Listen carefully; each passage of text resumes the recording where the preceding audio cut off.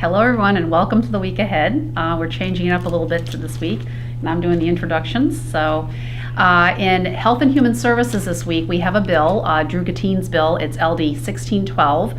It would apply the Social Security tax to incomes above $127,000. So it would result in a huge tax on not only working folks but self-employed as well. It would also apply the tax to unearned income over $127,000. So we are going to be opposing that on Wednesday at 1. And the tax is for? And the tax is to fund universal health, universal child and elder care. So it's a huge issue, but again, it's a huge tax on Maine working folks, so we will be opposing it. And that's the 127's not just individuals, that's households as well, is that That's correct? households, right. So and there's no mechanism for recouping, say if your household income falls below that, say you have a spouse that had a loss in business, there's no mechanism by which they can recoup that once you've paid it in. So it's a huge issue. And it would fall. It would apply much quicker than the 3% the legislature just Right. It would be rejected. 6.2% on employees paying into this, and 6.2% on employers. And of course, the self-employed people would pay the whole thing on all of their income. So, and you've got the unearned income piece. So it's really a huge tax, and we're going to be seeing a referendum to that extent potentially on the ballot next November. So if they're successful in getting the signature. So it's a huge issue. So anyway, so that's what I have. And Megan? In education this week, there will be a briefing tomorrow from the University of Maine Systems on their key initiatives and their annual program evaluation report.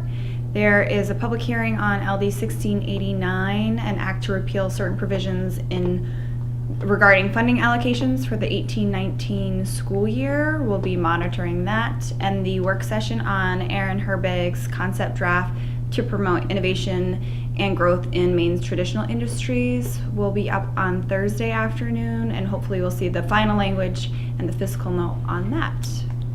Peter? And for me, it's much about what I talked about last week. 1757. It's the governor's bill regarding minimum wage. It seeks to cap the minimum wage increases at $11 an hour as opposed to the $12 an hour that was proposed that passed at the ballot box in the fall of 2016.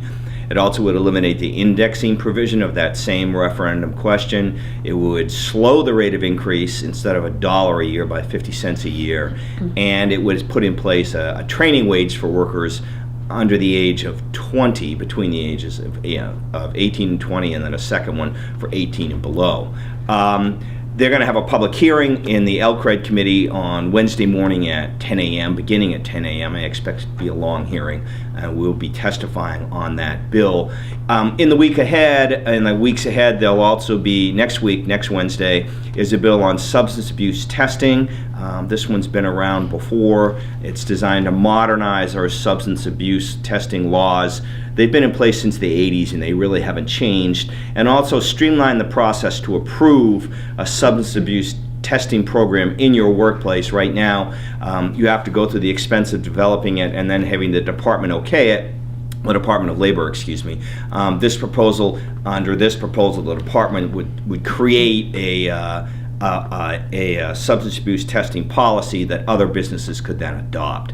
We'll be testifying on that bill. A lot has changed since the last time the legislature discussed this, not the least of which is the legalization of recreational marijuana in the state of Maine last fall.